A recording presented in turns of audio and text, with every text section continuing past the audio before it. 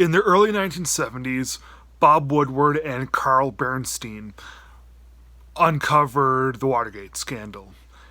That was made into an acclaimed film in 1976 with Robert Redford and Dustin Hoffman. And it's called All the President's Men. And it is widely regarded as the definitive film about journalism. Well, I can see why people would call like one of the first great films about journalism, but I just think that it's been surpassed. When you look at something like Spotlight or even Almost Famous, you can consider that one to be a journalism film. Yeah, I just think that All the President's Men, although it laid the groundwork for everything, it's been surpassed. Dustin Hoffman and Robert Redford, they do pretty good jobs as their real life counterparts. And when they're investigating the Watergate scandal, it's a compelling stuff, and that's ultimately what makes the movie great. Robert Redford and Dustin Hoffman, they don't turn in Oscar-worthy performances, which is kind of a shocker, especially for Dustin Hoffman. This is one of Hoffman's best films, but nobody's really Oscar-worthy in this, and that's fine as long as the material is good. And the material is good. It's pretty accurate from what I felt. It felt pretty accurate to real, actual newspaper stuff.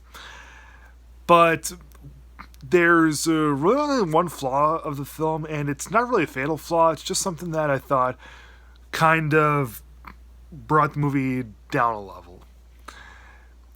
So, typically with the journalists, they're always on the phone, always talking to people, always trying to get names and stuff.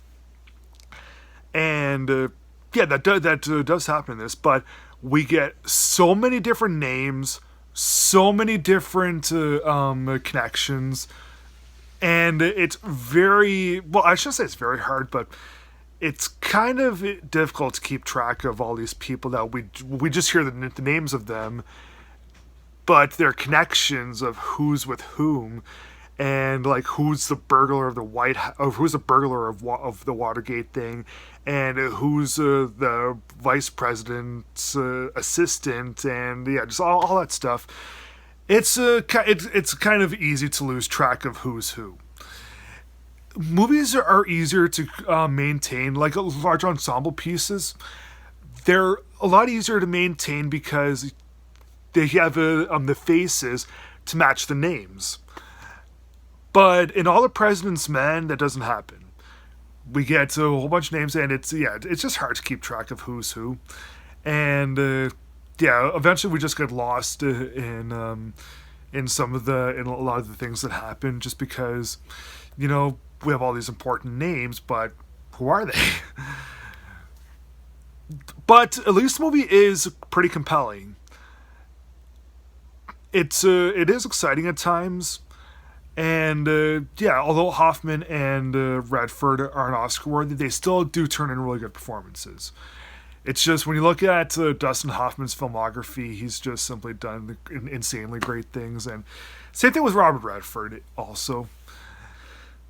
So I really liked All the President's Men, but I didn't love it as much as most.